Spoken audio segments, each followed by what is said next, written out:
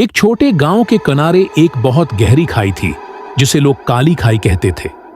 कहा जाता था कि वहां से चीखों की आवाजें आती हैं, लेकिन किसी ने कभी हिम्मत नहीं की कि रात के वक्त वहां जाए।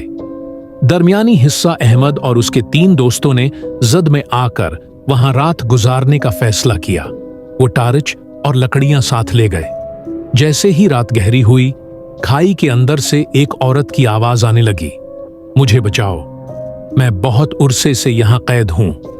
दोस्तों ने टार्च जलाई तो देखा कि खाई के अंधेरों में सफेद लिबास में एक औरत खड़ी है।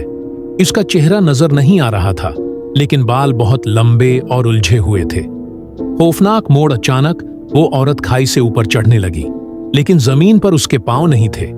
वो हवा में तैर रही थी। दोस्तों ने भागने की कोशिश की, लेकिन उनके अर्ध गर्द धुंध फैल गई। आवाज आई, अब तुम भी हमेशा यहीं रहोगे।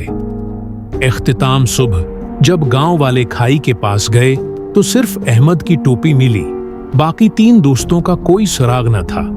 आज भी जब कोई वहां जाता है तो अंधेरों में वही आवाज सुनाई देती है, मुझे बचाओ।